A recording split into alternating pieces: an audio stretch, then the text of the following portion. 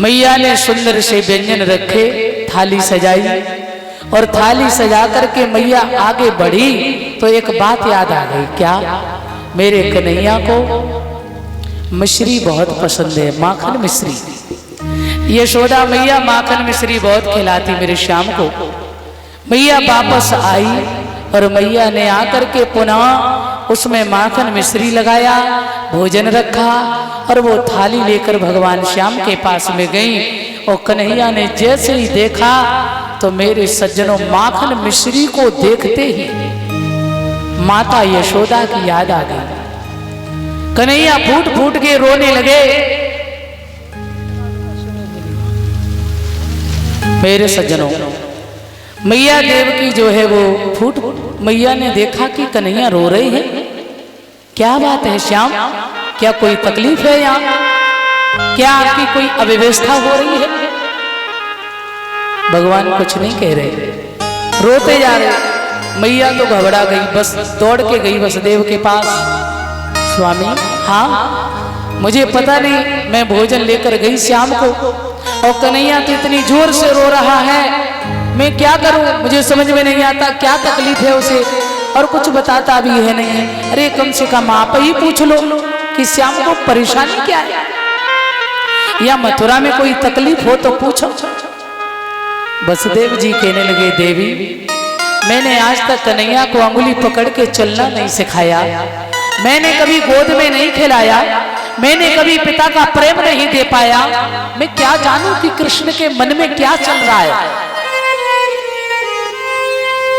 तो वसुदेव जी दौड़ के गए उद्धव जी के पास और कहने लगे, तुम तो कन्हैया से खूब बात करते हो, मेरो लाला जब से मथुरा आयो है मैंने एक भी दिन उसे मुस्कुराता हुआ नहीं देखा है, मैं जब देखता तब श्याम उदास बैठा रहता है, कारण क्या है? क्या मथुरा में कोई तकलीफ है, कोई अव्यवस्था है?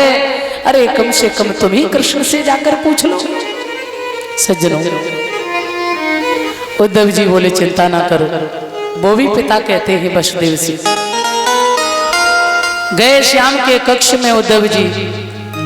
क्या बात है श्याम, आपको पता है आपकी उदासी सारे मथुरा को उदास कर रही है। माता देवकी, वसुदेव, पिता बड़े चिंतित हो रहे हैं, मेरे कन्हैया को क्या तकलीफ है, मेरा श्याम उदास क्यों है? श्याम क्या कारण है?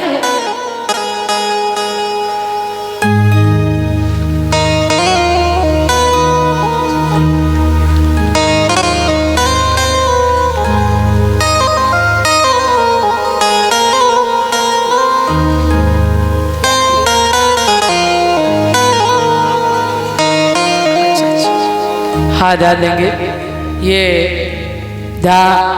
पगड़ी का सम्मान, पीतांबर का सम्मान ये सुनील भैया जो है सम्मान कर रहे हैं और सदा सदा भगवान इनको आशीर्वाद दें, सदा सुखमय जीवन रहे, मेरी परमात्मा से कामना है।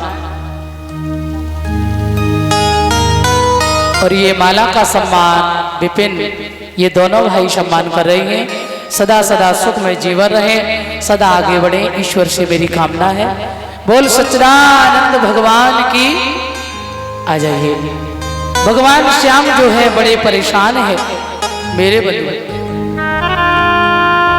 कन्हैया ने देखा, उद्धव जी बोले, श्याम बात क्या है ये बताओ, आपकी उदासी सारे मथुरा को उदास कर रही है। वसुदेव और माता देवकी सभी हैरान हैं, क्या कारण है, आप क्यों उदास हो? तो भगवान श्याम अपने पलंग से खड़े हुए उद्धव जी के गले से लग गए और फपक फपक के रोने लगे। ऊधो ऊधो मोए ब्रज विशरत नाई, हंस सुता को सुंदर कलरव और कुंजन की छां। हे ऊधो, मैं लाख प्रयास करता हूं कि वृंदावन को भूल जाऊं, मुझे ऐसा लग रहा है कि वो ब्रजवासी हमें याद करते हैं, इसीलिए हमें उनकी याद आ रही है। यदि वो हमें याद नहीं करते तो शायद हमें उनकी याद नहीं आती। मेरे सज्जनों, धीरे धीरे समय हुआ। भगवत प्रेमियों, उद्धव जी कहने लगे, क्या कहना चाहते हो श्याम? कन्हैया बोले, मुझे बहुत याद आ रही, तुम चले जाओ। ब्रजवासियों के पास चले जाओ, उनकी खबर लेके आओ। उद्धव जी बोले अच्छा, इतने दिन बाद याद आई और जाए हम? याद आ रही आपको और हमें भेज रहे हो। श्याम, आपके आदेश का पालन करना तो मेरा कर्तव्य है, मैं जाऊंगा, पर एक बात ध्यान में रहे, मुझे इतना समय नहीं है, पर मैं आपकी आज्ञा को टाल भी नहीं। कन्हैया मैं जाऊंगा, 1 घंटे से ज्यादा नहीं रह सकता हूं ब्रज में। भगवान श्याम बोले तुम चले जाओ, चले जाओ, उसके बाद कब आओगे? भगवान ने मन में सोचा ये तो मैं जानता हूं, कब लौट के आओगे? भगवान कन्हैया ने उद्धव जी को पत्र दिया और कहा चले जाओ। मेरे सज्जनों, उद्धव जी जा रहे हैं, 1 घंटे की कह के जा रहे भगवान श्याम से।